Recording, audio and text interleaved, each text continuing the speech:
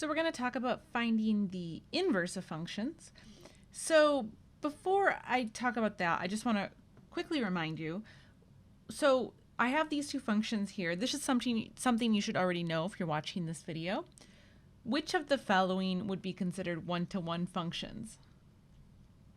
Okay, so the thing with a one-to-one function is that it has to pass both the vertical and horizontal line test. And you'll notice that with this first one, so if I draw a horizontal line, so the fact that a horizontal line can cross this function twice like this means this function is not one-to-one, versus this function here, I can draw as many horizontal lines as I want and vertical lines this way too. So this would be a one-to-one function. Okay, so why does that matter? Well, it matters because functions that are one-to-one have inverses.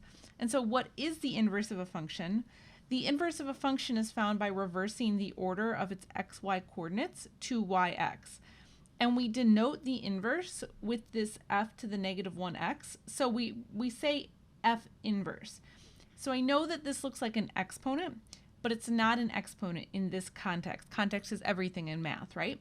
So this just stands for inverse. You could have f inverse or y inverse, doesn't matter. But when you see this, this is talking about an inverse. Okay, now the actual idea, this idea is pretty simple. This idea of just reversing the coordinates. So for instance, if I had this function here, so I've got 1, 4, 7, 8, and 3, negative 2. So if I asked you, what is the inverse? Well, then you would just take all of these xy coordinates and reverse them. So the inverse then, instead of being 1, 4, it would be 4, 1. Instead of 8, 7, or 7, 8, it would be 8, 7. Instead of 3, negative 2, it would be negative 2, 3. So that's the idea behind an inverse. However, we know that most functions, right, are not presented like this. It would be great if they were all just this like tiny little set of points. That would make finding the inverse easy. But the reality is most functions we have an equation. So what we want to really talk about then is how do you find the inverse of a function, just some general function f of x. So you do have to know, so to find the inverse, the first thing is you have to know that it's one-to-one. But as long as you know that it's one-to-one, you can find the inverse of it. And the way that you find the inverse is there's 4 steps. So the first step is, if needed, you always want to replace f of x with y. And then you want to interchange all the x's with y's and the y's with x's. So I'll show you an example of this in a second. Then you solve for y, and then you replace y with f inverse x. Okay, so these are the 4 steps. I want to just show you how these steps work in an example. So here I am, I've got my f of x equals 3x plus 1, and I want to find the inverse. Okay, so following my steps, if needed, replace f of x with y. That's step 1, so I do need to do that, so I'll rewrite this as y equals 3x plus 1. Then it says interchange x and y. Okay, so that's step 2.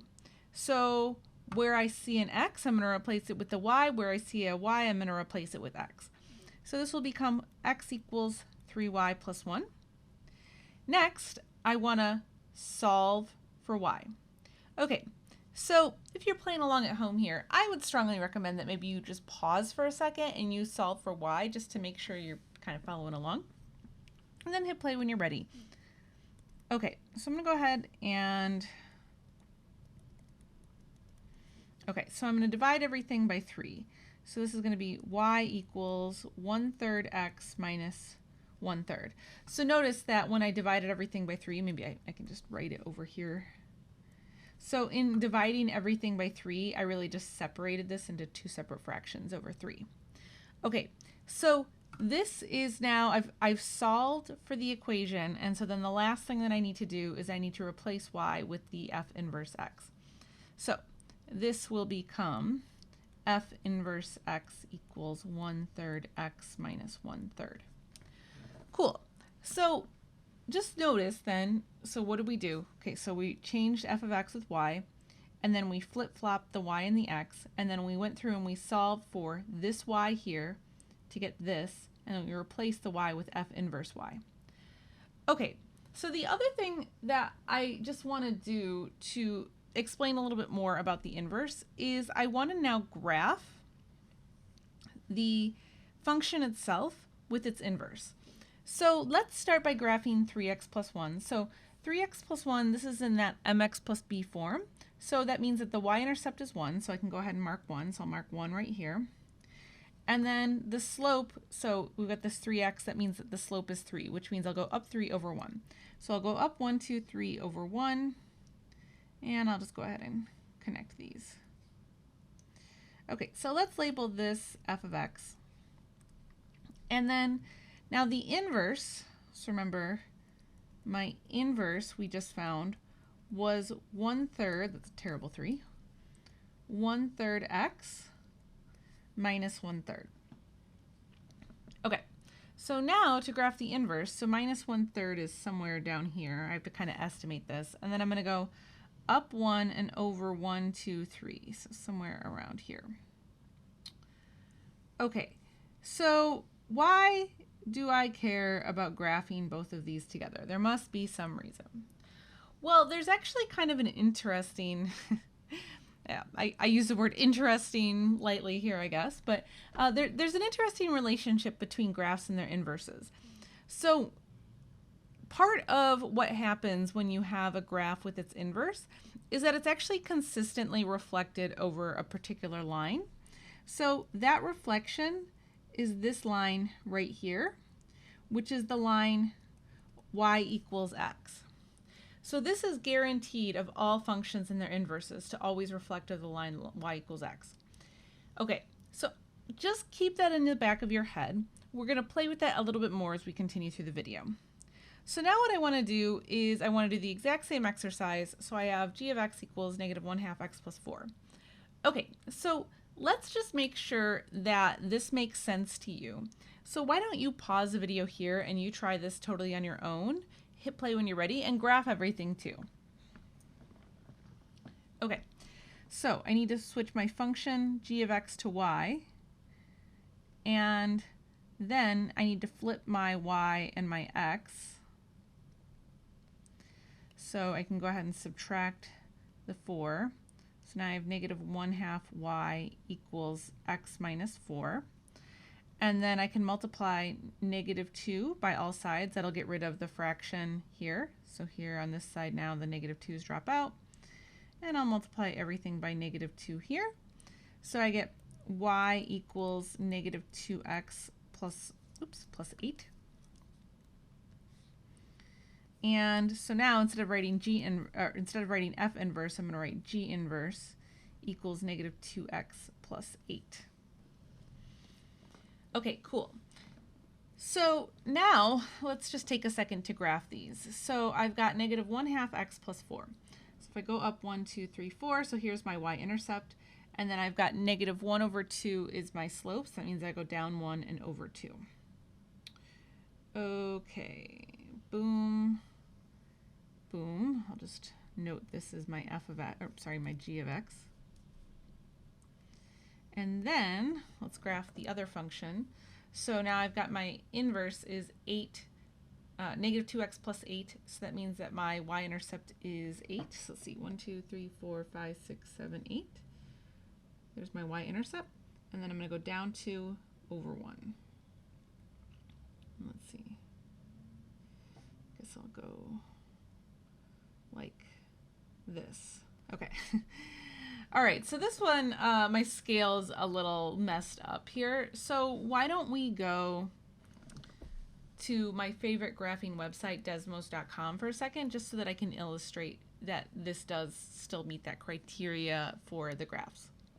So here we are at desmos.com. So here was the original function, negative 1/2 x plus 4. So there it is graphed, and this is graphed like perfectly to scale. So this is why I wanted to take a second to do this. And then the inverse was negative 2x plus 8. So that's going to be this blue line here. So here's our inverse.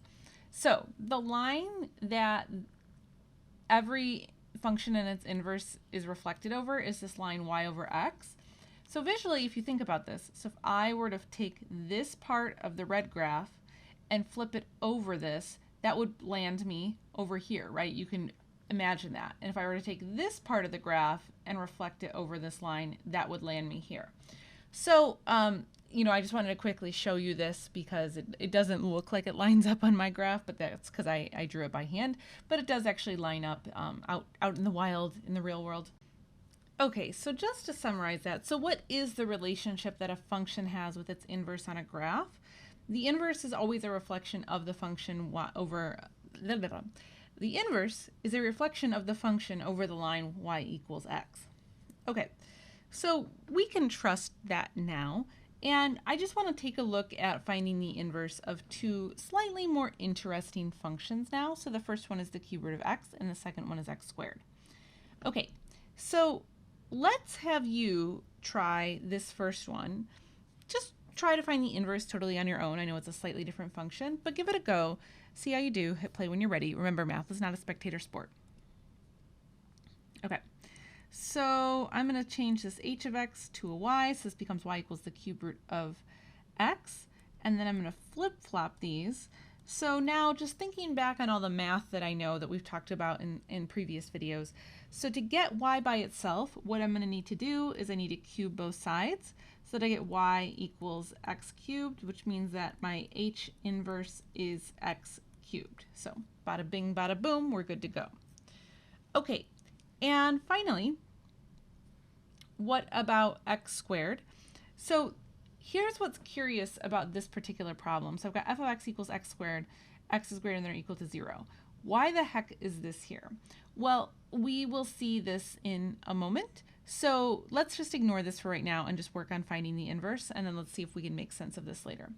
So this will be y equals x squared. And so then if I flip-flop my x and my y, then to solve for y, I need to go ahead and take the square root of each side.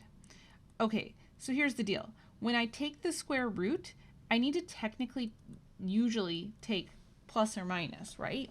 That's normally how the square root property works, which is what we're using here. But in this case, the reality is that so I've actually been told that my x's are greater than 0. So what that means is that I actually eliminate the minus part of this case. So the reason why this is here is that this eliminates having this plus or minus.